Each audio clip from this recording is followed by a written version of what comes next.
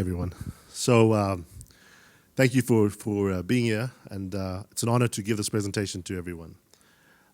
YazzMoney. YazzMoney is something that is really close to me because it's something that can revolutionize the continent. How did it start? So we have here the Afro gold dollar, right? It didn't start with this, but It all started with my grandfather. My grandfather was born in Regina, Saskatchewan, and his great-grandfathers they came from England, right? And my background is I'm Zimbabwean, fourth generation Zimbabwean, but you know my father's dad, they came from South Africa. They were from Cape Town, Durban, and my mom's dad, he was from England, and my grandmother's part of the Ila tribe in Zambia. So the Ila people are very proud, and they've been raising cattle for thousands of years. And today they hold some of the largest cattle in Zambia, as much cattle as in Texas. There's over 4 million head of cattle in Zambia. And my grandfather had migrated from Canada to northern Rhodesia to purchase cattle for World War I, to feed the British troops for the British Empire, right? So when he moved to Zambia, he married my grandmother, and with the customs, the tradition, they pay the bridal price, 51 head of cattle, and that's it's called lobola in the African language. So over time, my grandmother's family, her brother, Teddy Namainga, became one of the largest ranchers in Zambia. He had over 5,000 head of cattle. You know, I grew up hearing about this man. He was extremely wealthy. Unfortunately, he passed away in March, but he was given a state funeral because everyone looked up to him. The president attended the funeral, and it lasted for 7 days. They slaughtered over 250 cattle to feed all the mourners. But unfortunately, he was asset rich and cash poor, which is not uncommon in Africa. Many farmers and villages, they have a lot of assets, but they don't have much money. And I started asking questions because I've been working in North America for 20 years. I went to University of Texas and studied fintech. I've worked for Fortune 500 companies, building hedging applications, doing complex, financial calculation, derivatives, integrating with Bloomberg APIs, and doing really complex stuff for insurance companies and banking systems. So I looked at this situation, and I really tried to understand, at the root cause, why is it that my uncle, who has 5,000 head of cattle, is poor, right? It didn't make sense to me. Well, he didn't want to sell his cattle, but in North America, you have certain things like credit bureaus. Your ranchers in Texas can access liquidity, right, by going to a bank and using their cattle as collateral. So I came up with a concept that I said, well, why don't we tokenize this cattle, right? We do real-world tokenization on the cattle, and we'll put it on the blockchain. And it was like, yeah, that's awesome, right? Let's do it. So I did it. But then the question was, who's going to buy those tokens, right? How do we provide liquidity from the NFTs? And again, started asking questions, got a root cause. Basically, in Africa, there's no commodities exchange. So whether you're a farmer that's farming grain or tobacco or, cattle or metals, gold, copper, there's no exchange where people can put their commodities and trade it, right? So I theorized that if we created this exchange, there would be a way to provide liquidity for the farmers. Because my whole idea was to help the farmers, to help my people in the village not be poor, right? But then I started getting back to the root cause, which is the foundational issue of, the commodities exchange and going back to the liquidity, right? And then aha moment came where I was like, you know what? Zimbabwe has the largest gold mines in Africa. I don't know what crazy amount of gold they have. There's like $6 trillion worth in the ground. Zambia, same thing. Zambia's got gold and copper. People, in there, there's a certain area where my mom's family comes from, where the ground is yellow because there's so much gold in the ground. You just pick up nuggets, right? So I realized, I was like, you know what? If we tokenized the gold and we created this utility token called the Afro Gold dollar, right? We could purchase physical gold and create a stable coin, right? Which could then be stored in the Bank of Zambia, right? We store the bullion in the Bank of Zambia, because the other problem is that the gold goes to Dubai. All of Africa's wealth is going to Dubai.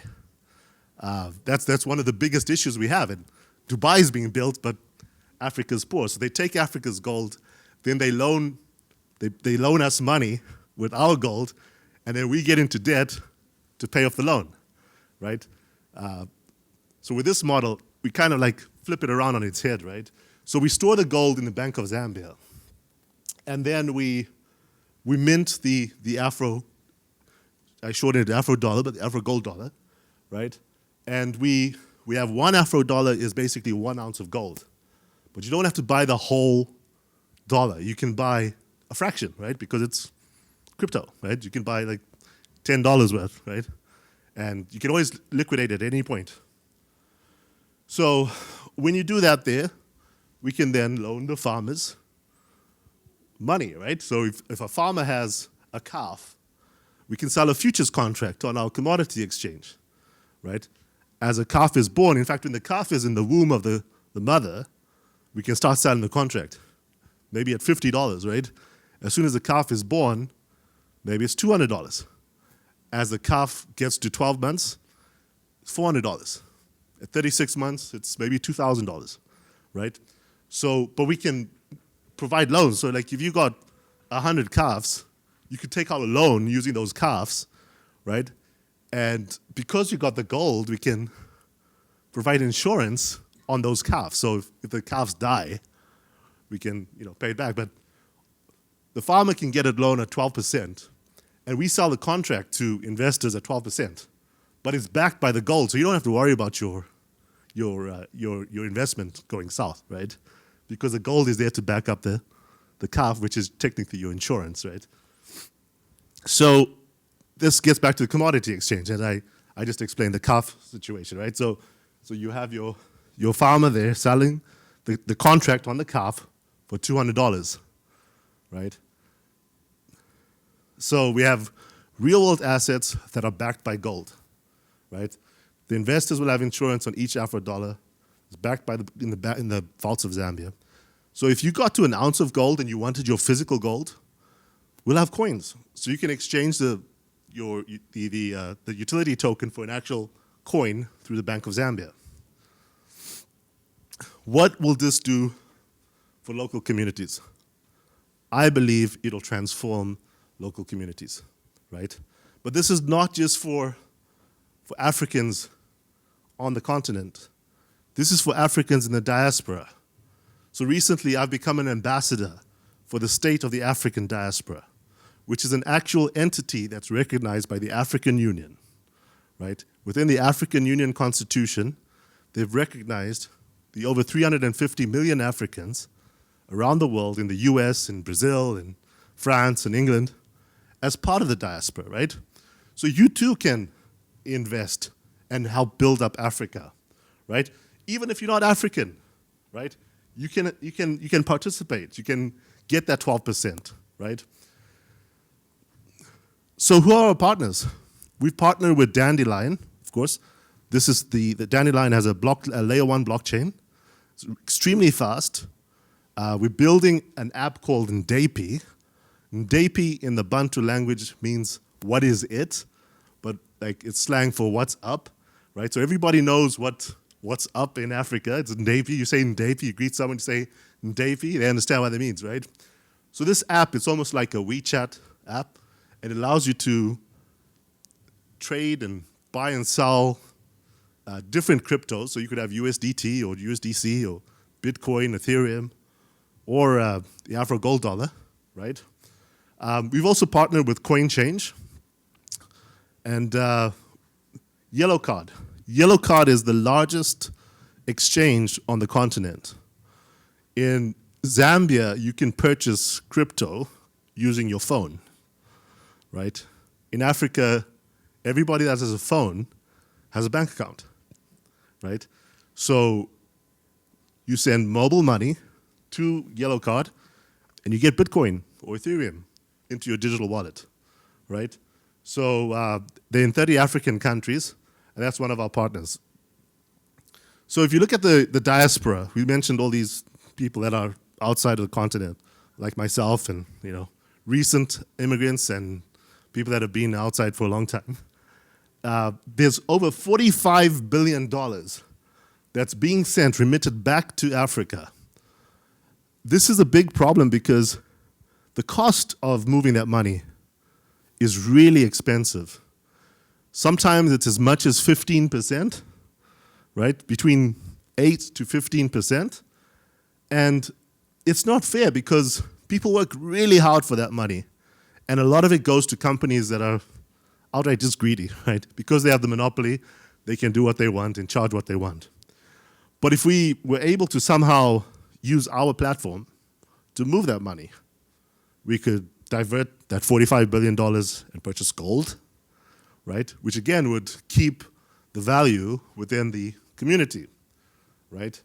And people would still end up getting paid the funds in their home countries, and that 10% could go into some type of a sovereign wealth fund or some type of retirement fund for the people, the hardworking immigrants that are sending money back home. So the diaspora community is growing. Every year, there's more people that are immigrating to North America, to Europe, to other countries. And what does that mean? That means that there's going to be a bigger need for this remittances, right? But going back to the cattle NFT marketplace, there's $4.5 billion in token value that's out there, right? And it could be more. Now, I've spoken to farmers on the ground, and they said, well, if we got better genetics, we could improve the quality of the beef. So there's all types of business opportunities that exist for us to help to improve the quality and the value of the cattle on the ground. That's a picture of my uncle's cattle in Namwala, Uncle Teddy's cattle. So closing thoughts. As you can see, we've got a picture of the Zambian flag here with grain and all the commodities involved here. This is not just for Zambia, this is for Africa. And what we're building here could revolutionize trade on the continent. So, any questions?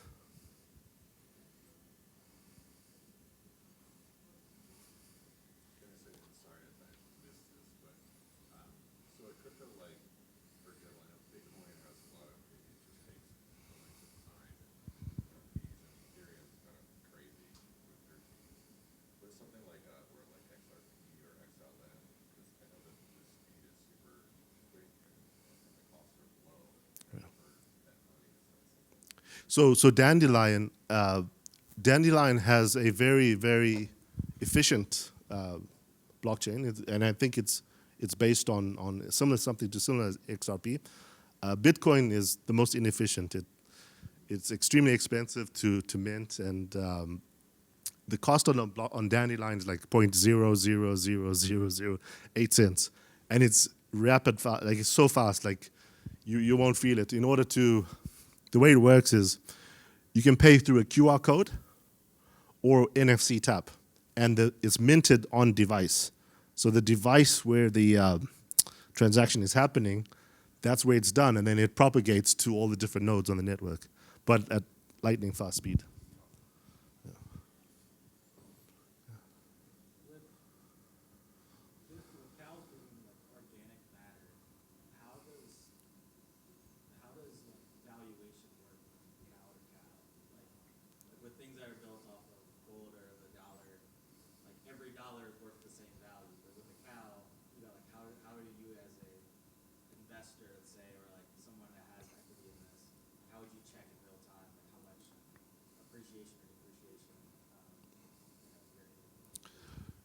So if it's a calf, we're starting off with selling futures on a calf only right now because that's a little bit more easier to track. When the calf is 2 weeks old, it's got a certain value, right? And as it grows up to, I think at the full price is 36 months, it's easier to track, right? One of the challenges is the quality of the beef, right? Yeah. So because we charging or we have the value at $200, right? It doesn't really matter because whether it's $2,000 or $1,000, it's still going to have value as it grows, right?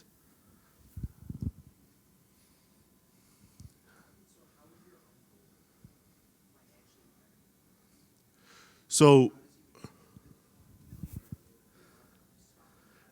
there's multiple ways. Access to markets, right? Right now, he's sitting in a small little village that has no access to Australia or the United States or Canada or Dubai, right? Supply and demand. If there's more people that are willing to purchase your beef, right, through the NFTs, you can put it through an auction system, increase the value of that beef, right?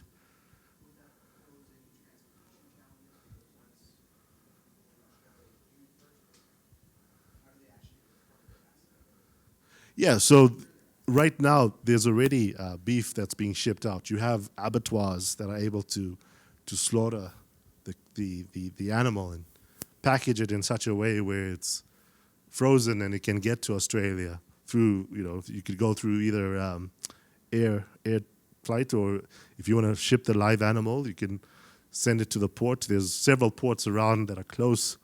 The road network is really good.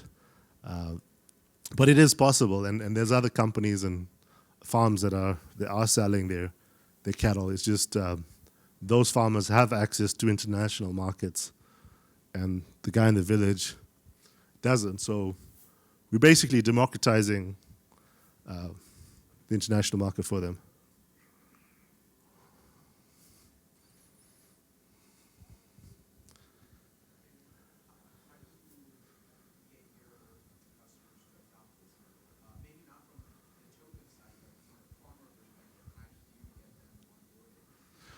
So, as I mentioned, my family has deep roots in that particular part of the country. We have networks of agents that know all the ranchers in that area. They're part of the ranching community. So going out, it's basically a grassroots type of level. Like, you're not going to have like somebody in the village downloading the app and then, tokenizing it on their own, right? Because the reality is that a lot of the people that on the ground, they, most of them are not that well educated, right? So, they might only know how to use a phone and be able to access capital. But in terms of the blockchain and stuff like that, that's a little bit more complex.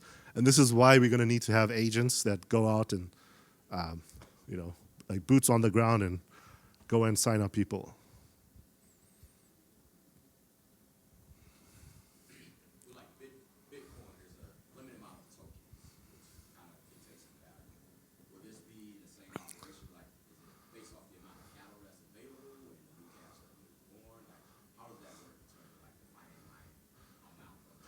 So it's going to be two things. One is going to be the actual the utility token, the Afro Gold dollar.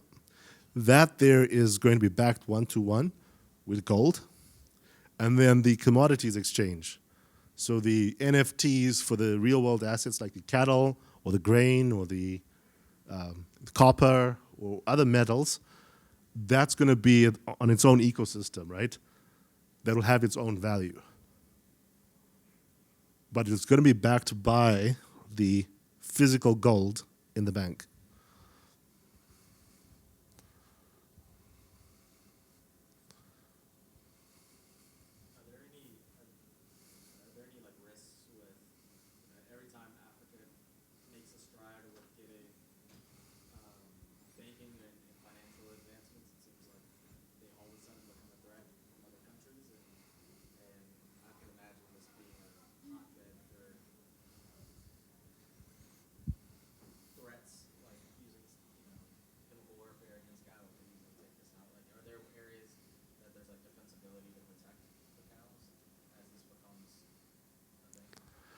I mean, that's, you could ask the same question about other parts of the world, right?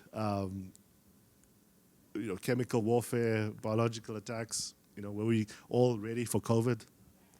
I don't think so, right? But the fact is we have the gold, which is the insurance, right? So the gold is the insurance.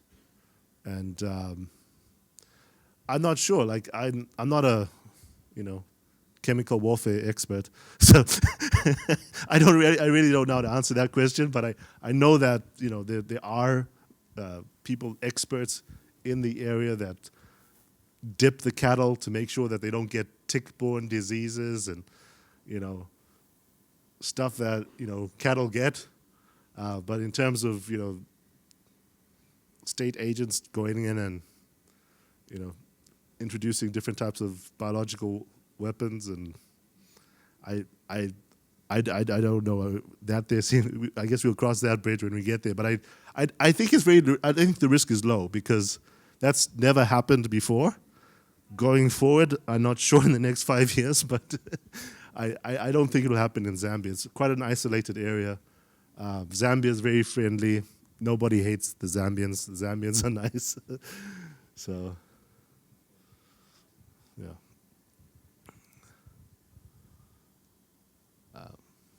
Any more questions? What's the call to action? So we can discuss it afterwards. We're looking for partners. We're looking for people to work with, and investors, because this is really a movement to unite people within the diaspora, right? So if we get this right, then it's an opportunity for Africa to reinvest back into communities all over the world where Africans are, right? And of course, we're also looking for other investors too. Even if you're not African or have a 1% African DNA, you can participate too.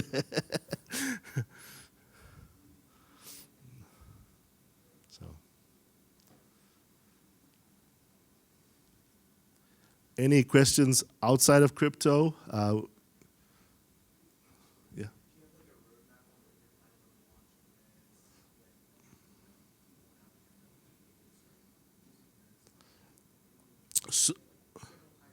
So we already have a crypto license in South Africa. We are getting our license, our money service license, and our microfinance license in Zambia. It's been almost 90 days, and that's the timeline. So by the end of next week, we should have those licenses. In terms of our partners with Yellow Card, we've already onboarded with them. Anybody within Yellow Card's network in Africa can purchase crypto through their network, and because we're partners with Yellow Card, they automatically come with us. CoinChange as well, they are on our network. We can send out the funds. In terms of the app, then DAPI app, that one there, we're still testing it. It's about to get released. I can actually show you the app. Right now it's in beta. You can use QR codes and NFC payments. So technically each app, each phone becomes a point of sale. They can transfer funds from phone to phone in a lightning fast way. It bypasses traditional networks. You don't need to be on you don't need to have a Visa or MasterCard. You can use just your phone, right? And your digital ID, digital wallet ID. Yeah.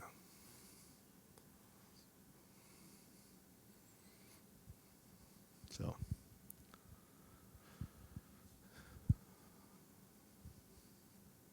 Yeah. And if that's it, then I appreciate your time, and I look forward to bringing you on as partners and investors. So